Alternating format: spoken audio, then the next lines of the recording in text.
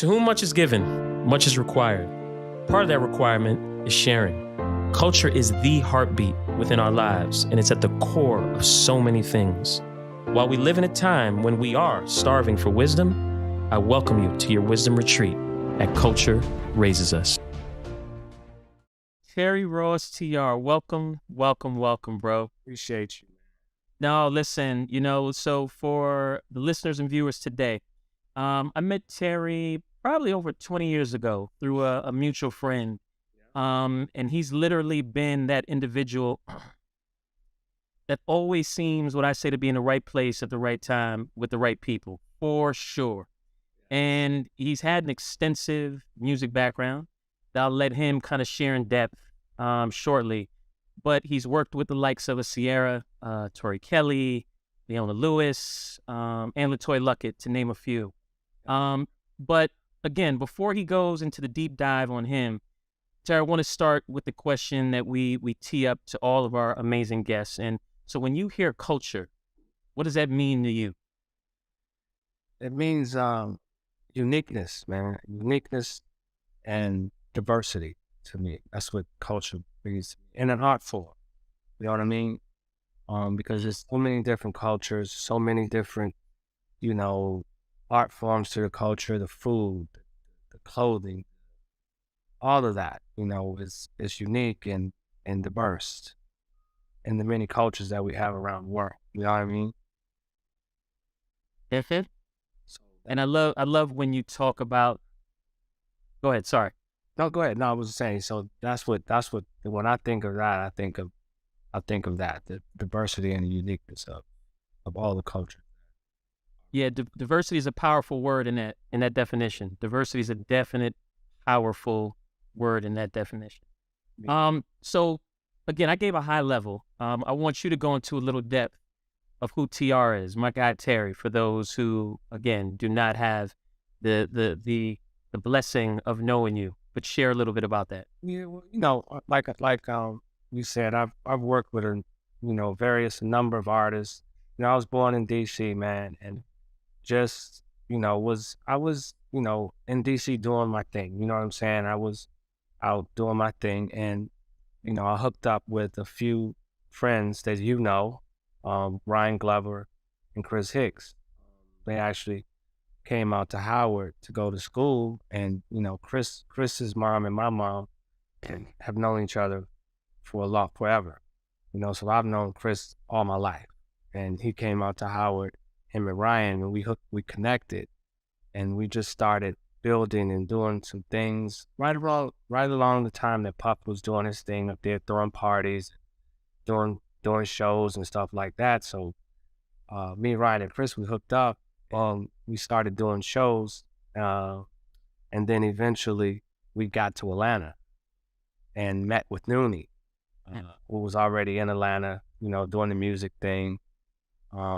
So from us building up all these relationships, we decided to go to Atlanta to do a concert, a huge concert, promotion concert down there, and it was very successful. And we hooked up with Noonie, and then we started Noontime. That was it, man. We just got a bunch of really hot producers at first. That was our staple, was the producers.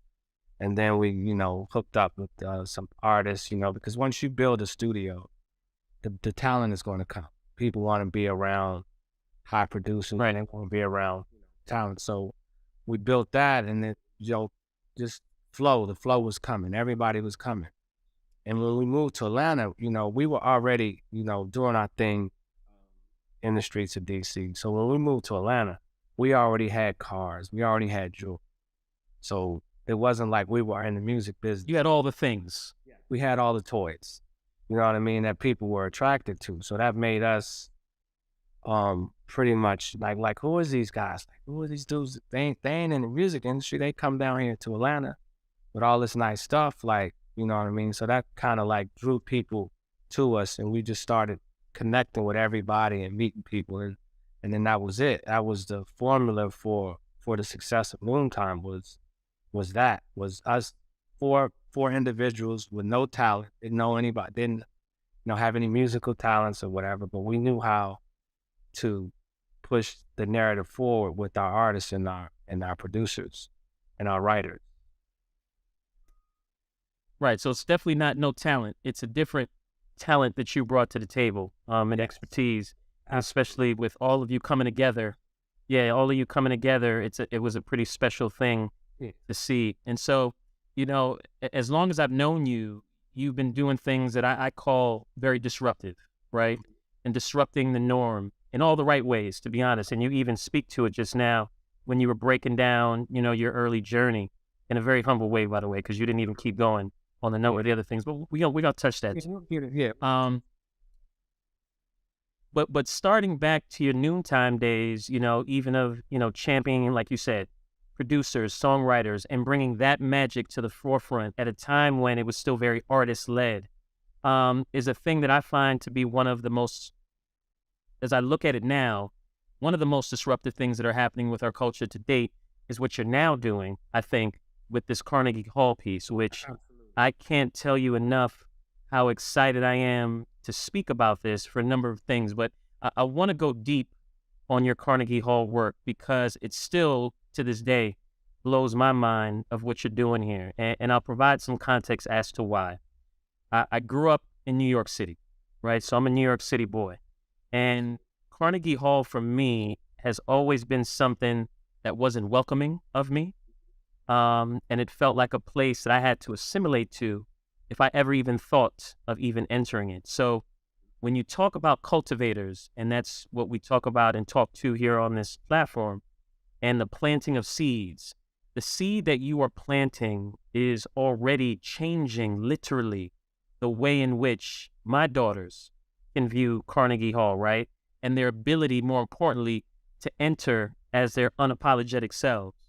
So I'm going to need you to please walk us through not only the story of what you're doing there at Carnegie Hall, but how did you even get into the room to make all this possible, bro? This is very interesting. So back right during the election, um, during the Biden Harris campaign, right, even before he got elected, a friend of mine called me and was like, "Yo, I need you for some, we want to get celebrities to talk about the election and make sure people come out and vote, blah, blah, blah." So she hooked me up with someone in the DNC, the Democratic Okay. National Committee, of course. And there's this guy named Cyrus. So we used to get on these calls and we was trying to figure out the first 100 days of how Black men and incarcerated men and incarcerated women, how we going to, bring them back and let them come back into society the right way. And, just And land. yeah, just an agenda for that. So we used to get on these Zoom calls, and then one day, he asked for my number on one of the Zoom calls, and I gave it to him. And then he called me on the side note. He was like, "Man, bro," he was like, "I love your energy, bro. I love how you're on these Zoom calls and you're talking about what we need to do, and you know what I mean. You're bringing up these initiatives and things." He was like, "I'm going to need you," and I was like, "What you need me for?" He was like, "I got this Carnegie play," and I was like, "Wait a shit, wait, Carnegie Hall?"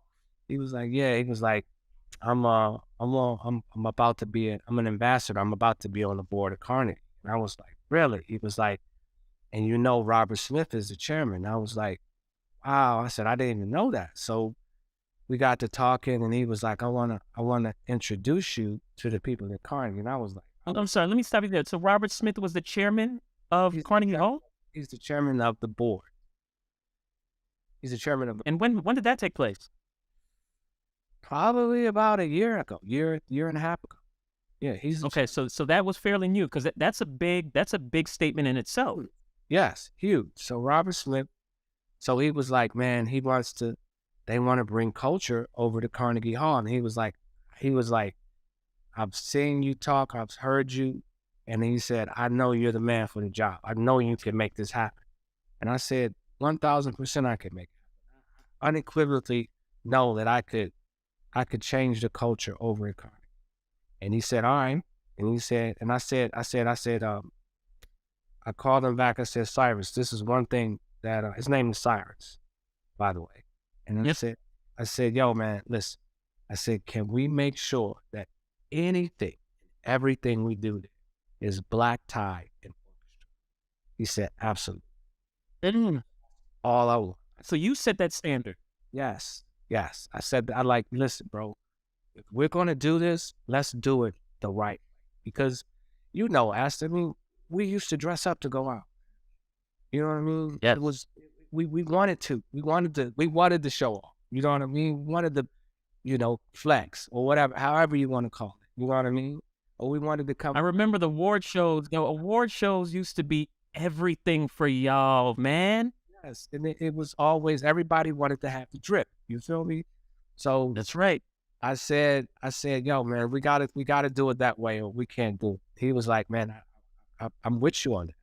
So he introduced me to the people, and you know, I got to start talking to them, and they were, you know, really, really receptive to me, and you know, invited me to the chairman's dinner, and you know, I took a good friend of mine, you probably know her, Kathy Hughes. Took Kathy Hughes with me to the chairman's dinner at Carnegie I Hall. love how you just dropped that, by the way. That's very TR of you. Please continue.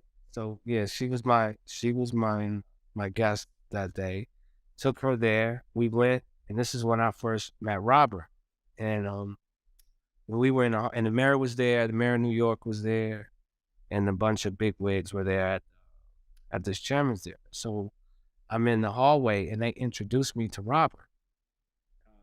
Clive. Clive is the chairman of Carnegie Hall, and Robert is the chairman of the board. Carnegie. So Clive introduced me, and the first thing he said to me was, yo, I love what you're doing. Keep doing it. That's the first thing Robert Smith said. He said, I love what you're doing. Keep doing it. Because by that time, we had announced that we were going to do the D-Nice concert there. That was the very first event that we had. And I was with your guy, Jaha. We were in the studio. And I was like, and we was with D-Nice, and my guy, Jason Joshua, mixing engineer, who I managed. We were mixing a record for D-Nice. And I was like, D, would you like to go to be at Carnegie? And he looked at me and was like, what? He was like, man, that's my bucket list. Like, I would love to do That's right. I would love to do that at Carnegie. How about that? I said, bro, I could make that happen. He's like, man, you can't. I said, bro, watch this. Made it happen. They were excited. Everybody was excited about bringing Club Quarantine to Carnegie. So that was my first event. Event sold out. Ash, when I tell you the electricity, the amount of like Black excellence that was in that room that night was incredible. Everybody was dressed up. Everybody was it was electrifying. And the guy at Carnegie, because I was sitting in his booth, he leaned over to me and said, Terry, he said, man, I've never seen the hall this dope. He said, I've never seen it this many people with the enthusiasm that I'm seeing right now. So I've never seen that. And I said, I looked back, I leaned over to him and I said, guess what? I said, 95% of people in here have never been to Carnegie. That part. Like, say that one more time. 95% of the people that are in here right now have never been to Carnegie. But this goes back to the point that I just made in the intro about the significance of the disruption of culture that you are leading with this. Right. Because for us who have grown up there, this was a never do. We were never to set foot in there, bro. Never to set. Well, we were, because it was one of the first. I found this out. I did my history lesson. Well, we were, because it was one of the first venues that allowed Blacks to come into, like back in the day. Okay. With the old artists, you know, I found out Martin Luther King. Yeah, allowing and creating an atmosphere with two totally different things, right? Yeah. Now that's true, right? So they did a lot. Okay. So because my next question, my question to you is going to be, sorry, my question to you is going to be, because who has there ever been a black headliner of any sort in Carnegie Hall prior to D Nice? Yes, of course. Jay-Z, Nas, only Okay. rappers that ever did it. Okay. Okay. Yes, they had other artists there, but it wasn't nobody really knew about it like they are fighting. Like Right. it's a different energy now. You know what I mean? Jay-Z Okay. was there, and I just found out that it wasn't even sold out. Like it wasn't, and the energy wasn't the same as the energy that the two events that we just did. Like I just found that out from people that went to that one and then went to this one. And Gotcha. I was The context. Jay and Nas. I said Jay and Nas didn't like. Nah, it wasn't the same. It was not the same. It wasn't the same. When were those? That was, I think, 12 or 13 years ago, 14 years ago. I think, remember when Nas and Jay kind of made up? I think Jay brought him out with him to Carnegie Hall. Gotcha. Okay. Gotcha. Yeah. So that was it. So moving forward. So then me and Robert kind of, established a relationship, and Clive let me create a council, a cultural council, which we were going to call it the Black Cultural Council. Right? So the cultural council consists of Teddy Riley, Rodney Jerkins, Catherine Bruton, Chris Hicks, and Coach K. So those are my people that I brought in to be like, yo, this is the cultural council. These are the people that are going to your advisor, your trusted editors. My trusted editors that I'm going to get to move this, whatever agenda you guys want, we're going to move it forward. I feel confident in the team that I assembled. I call them the super friends. You feel what I'm saying? Like I love that. Super friends. Like we assembled in super friends. That's what I did. So they let me be now. So now they've created this council that I'm going to be the chairman of. This is a brand new thing.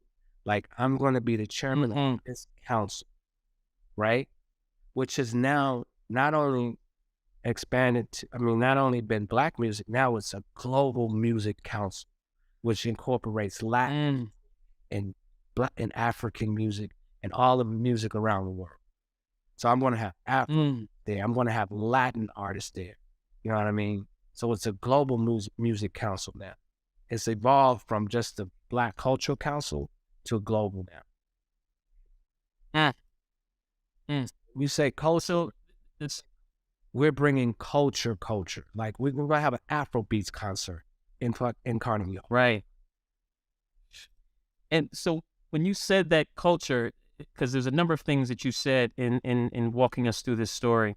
Initially, you said you were bringing culture to Carnegie Hall, which is exactly what you're saying. And now I get the context of that. And then you were also being tasked with changing the culture. Yeah. So there's two things here, right? There was already a very distinctive culture that was established in Carnegie Hall. We've kind of teed some of that up. But you're also bringing another level of culture and dimension now to this venue. Yes. Another level. And it's so funny, Ash, because you know how in the music industry how we function. This last minute, it's, fly by fly night. You know what I mean? It's like, yep. Carnegie is a whole nother. They book shows 2 and 3 years out, right? Exactly. Yeah. So these things have already been booked out. So when I'm coming in now, that's right. I'm bringing my music business into it, and they're like, whoa, wait a minute. We can't do a show 5 months out from now. Like, how do we do that? How do we promote it? I was like, listen, this is what you guys have to realize. The people that we're bringing to this venue, because it only holds 2,800, so it's not a huge venue, right? So I said, the people that we're bringing to the venue now, type of artists that we're bringing, they sell out arenas, they sell out stadiums. You know what I mean? So 2,800 is not. I said, their social media is more powerful than anything than any type of marketing that you're going to ever be able to do. Just them putting out, Mm. D-Nice putting out and going live on his IG, immediately ticket sales jumped. Immediately. You know what I mean? So those are the type of things that I'm changing the culture. Like they're pivoting, they're changing the way they, how they operate when it comes to. And so I'm glad you brought that up, bro, because now you've added another piece of added value that you brought to the table to enhance the value of Carnegie Hall. And you're helping them to exercise a muscle of nimbleness, right? The nimbleness of being able to do something in 5 to 6 months that they never would have fathomed They don't. being able to do. You've now brought that level of excellence to this proposition that they are going to now benefit from tremendously across all lines of their business, to be able to say, oh no, we don't have to just do things 2 years out, a year out. We can do it 5 to 6 months out, and here's why. Here's why. You know what I'm saying? So, and there's some other components that are really exciting me about Carnegie, is which you probably didn't know, and not 90% of our community does know. They're in the community, right? They do shows, they have performances at Sing Sing. Like they take artists to Sing Sing to perform. Yeah, yes, right. And they have these workshops in the neighborhoods for the underprivileged kids, but nobody knows about it because they are not putting the right talent in these spots. You feel what I'm saying? So Absolutely. what I'm doing is I told them, I'm like, listen, we're going to blow these programs out because I'm going to bring you the best talent, which is going to equate to more people knowing what you guys are doing in the community. Like we did Buster Rhymes with this, my last event with Robert Smith, and there was a financial literacy component to it, which had never been done in Carnegie. There'd never been a financial literacy performance. So we talking financial literacy at Carnegie Hall. I love it. Love it, man. Like, and Ash, what was so thing, I told Robert, I said, Rob, I said, do you know the EYL guys? He was like, oh, the Earn Your Leisure guys. He was like, yeah. I was like, I want to need you and them. I want to do a financial literacy. He looked at me, he was like, do it. Just get it done. And that was probably right after the D-Nice thing, which was last August. And we did it. We sold out. Rainy night in New York on a Monday night, sold out. People dressed up. I mean, it was electrifying, right? So in saying that, I was with my point I was making was the Buster Rhymes thing and the going back to the other programs they have. So now I'm going to get Buster. I talked to his manager. Now he's going to perform and sing. They'd never had an artist of the caliber of Buster performing and Sing Sing. You feel what I'm saying? Disruption. I'd say the culture of disruption is what you stand for. And look, I just want to say for the record, I have not been able to attend either one of these events. And when I tell you, listen to me right now. When I tell you I have the highest level of FOMO every time I saw a post. No, T, I'm telling you, goosebumps every time I saw somebody post something, because I can feel the essence of what this represents in the moment for both events. Both. Like, I mean, you would have thought for the second one, it might have kind of dwindled down a little bit in terms of, all right, they're doing something else there. No, sir. My level of FOMO grew higher. My goosebumps stayed longer. And again, it might just be because of my history of what I'm now seeing and hearing with my eyes and ears, and what's being shifted so significantly in a very impactful, authentic way. So I applaud you and the team for that alone. So let me go even deeper. Which you're gonna Well, I'm gonna go even deeper because you're gonna be like, wow. So you know, Ryan has a Greenwood Bank. Yes, he does. Ryan Glover. We love. The event. There's never been a black bank that ever sponsored any type of event at Carnegie Hall. Ever. Come on, man. History Come on, man. Carnegie Hall. I love that. How deep is I that? love that. How deep is that? I mean, I can. I mean, My smile. I'm smiling. My smile is hurting me. yo, it was plastered everywhere, all over the venue. Mm. Mm. You feel me? And I, 1,000%. I didn't even know that. Greenwood, yes, I brought Greenwood in to be one of the major sponsors of Carnegie Hall. So all the events that we do, Greenwood's going to be a part of. You know what I mean? So it's like that's how we're changing the culture. Mm. But you know what? To be honest, I think that's how you're also changing the culture outside of the walls of Carnegie, Mm-hmm. because you're coming with a collective of everybody bringing their respective expertise, their respective credibility into spaces and changing the way in which these spaces are being perceived, changing the way these spaces are to be represented.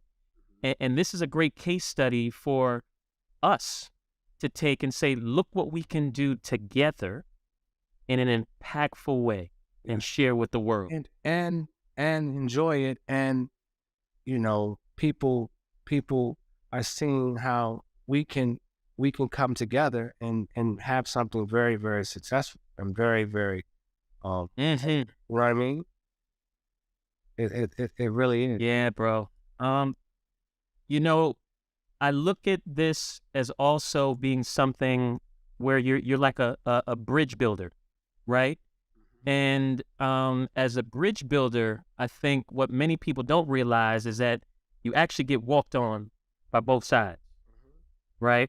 And in your work of bridging what you call culturally relevant and diverse music into spaces, walk me through, some of the many hurdles that you have to, persevere through this. Because this doesn't come without a ton of roadblocks, a ton of adversity or trials.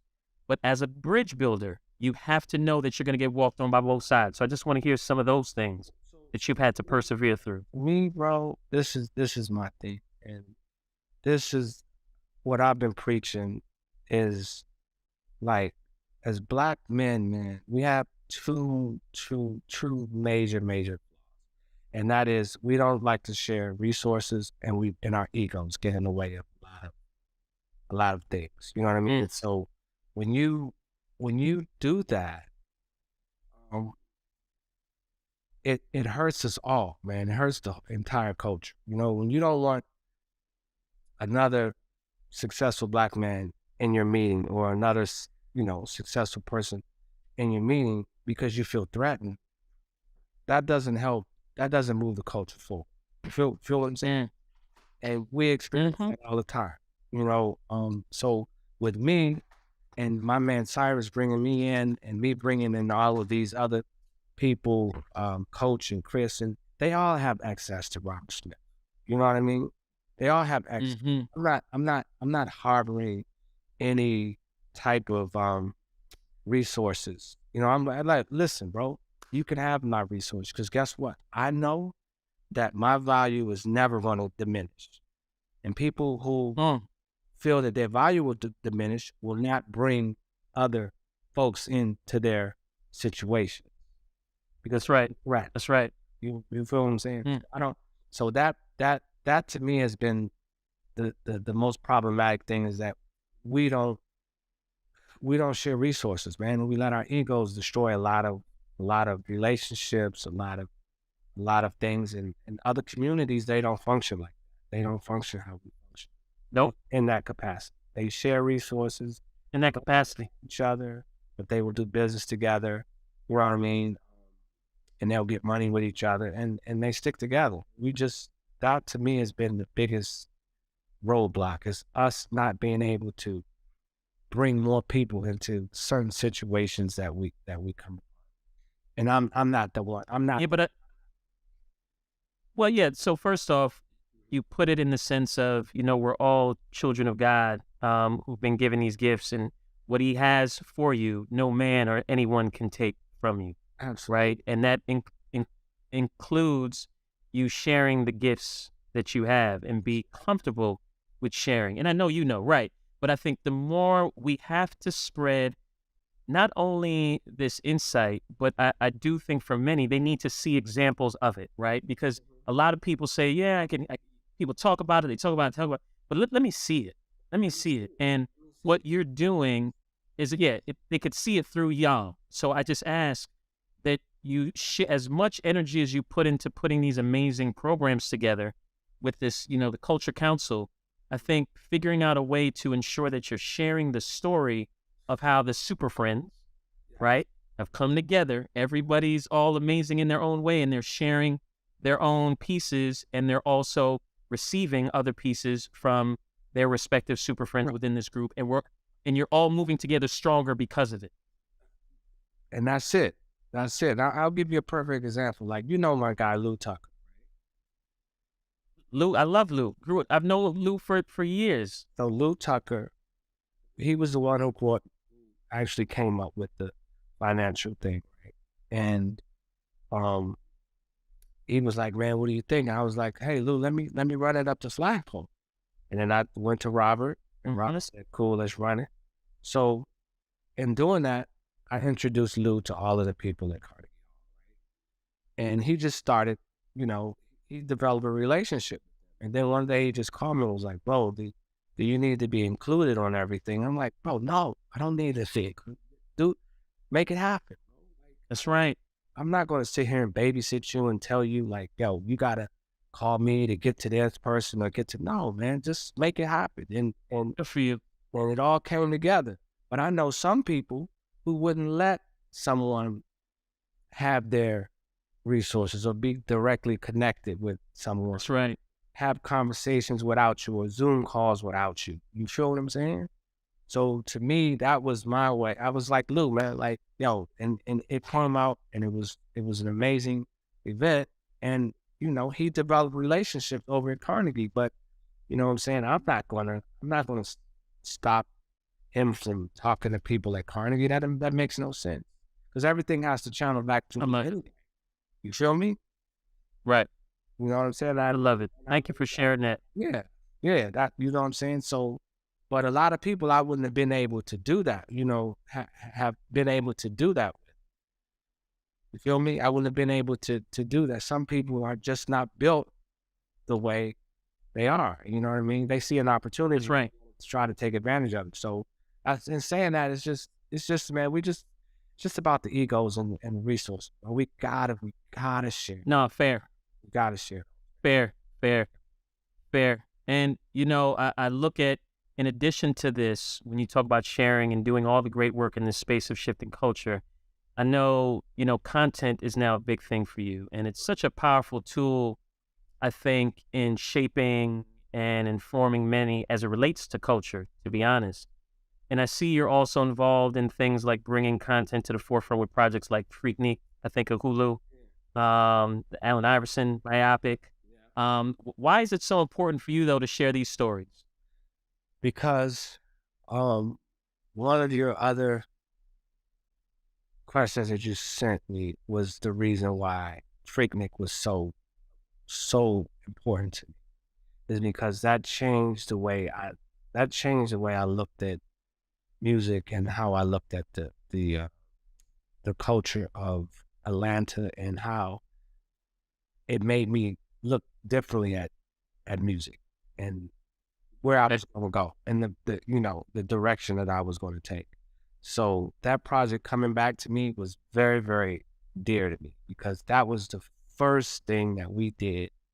The most major thing we did was do a show of Freaknik. That was our most productive show, and that was the time that shifted our focus from being from doing shows to actually having a record label.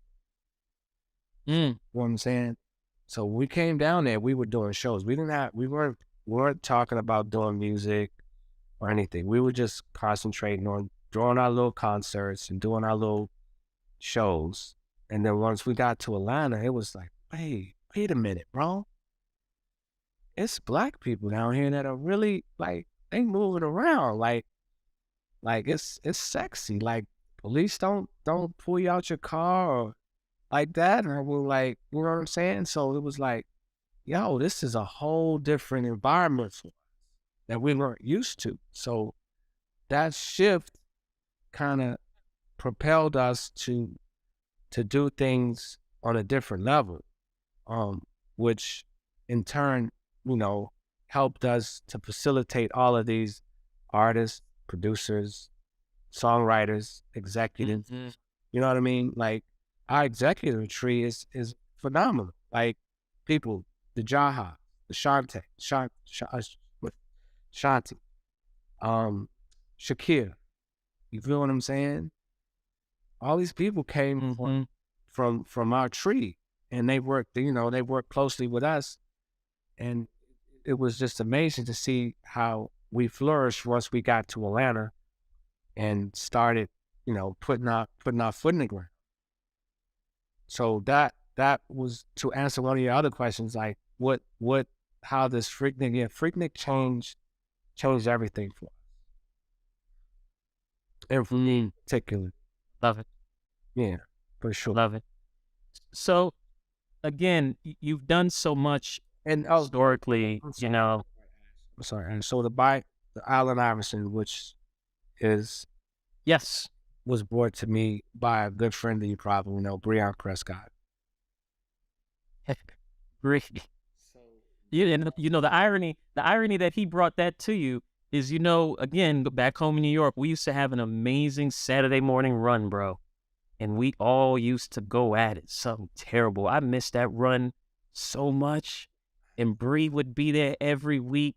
Gav, Anton, let me tell you something. The buckets were given out and it felt so good. But I'm sorry, I just had to put that out there. Wow, that's true. So I mean, a good brother, man, just like he brought it to me because I had, you know, had started developing relationships in the film world, and you know, he brought it to me, and I was just like, yo, man, I was a part of that. I'm from DC. I'm Georgetown, my favorite college basketball. Mhm.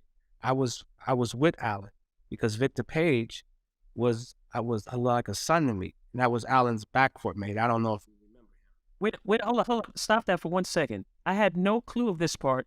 Do you know I went to college with Victor? He went to UMES before he came over to Georgetown. Do you remember? Well, of course you remember that. Yeah, that was I raised. That's so crazy.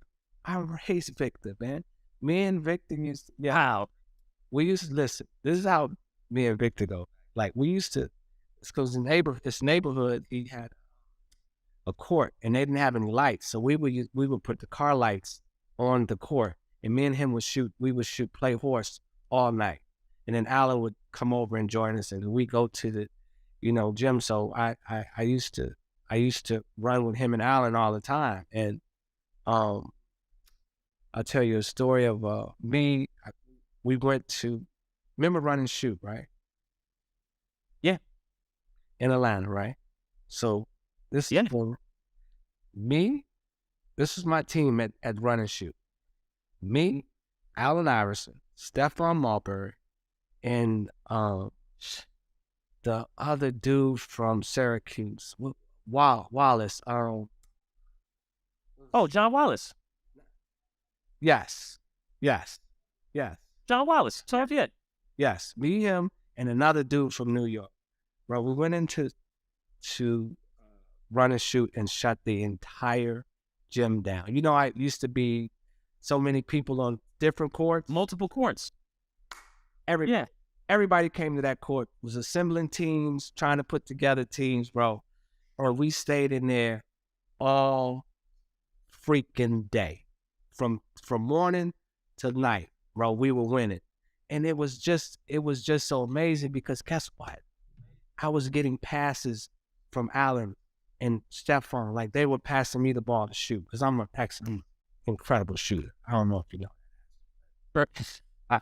I can speak to rock. So it was just so. I love it. Yeah. So that's one of my, that's, I mean, dude, Allen Iverson and Stephon Marbury and John Wallace. Yeah, we are winning to run and shoot and shut it down. So going back to that, so Breon brought me the Allen thing. So I'm very, I'm close to that. Like, you know what I mean? So, when he bought that, I was like, yo, this story needs to be told because nobody really knows the true story of how Allen was wronged, how, the stuff that happened in the bowling alley with him in Virginia and how the governor Yep. Yep. had to pardon him to get out, and how John, you know, took him under his wings and brought him up to Georgetown. It's history after that. I mean, and he pretty much, he changed the face of the NBA for a long time. Oh, facts. 1,000%. Nobody had 1,000%. nobody And had I'm so cornrows. Nobody. Yep. You know what I mean? Yep. Yep. I think No, his I'm so story- glad you said the word history. Yeah, and I think his story History. is more You said history. culturally relevant than Jordan's story. Like from a cultural standpoint, Allen had more impact Mm-hmm. than Jordan. You feel me? And No, because nobody was doing that. Nobody had tattoos, and they changed the dress code because of him. Remember? that's right. That's right. That's right. Wow. Oh, they made people, you got to start wearing, button ups and stuff. Like you couldn't wear the street stuff. And Allen was the forefront of that. Yeah. And so I think this next question, you kind of answered this, but I'd just love for you to be able to, articulate it. It's obvious that it's critical to preserve and grow Black culture for you and talent. And I want to know the role that you see yourself playing within it. And again, I think you've mentioned some, but it'd just be good to hear from you. Like, how critical is it and what role do you play? For the culture, say for the, Yeah, I mean, preserving and growing Black culture. it's just like us doing this thing. I think it's about respecting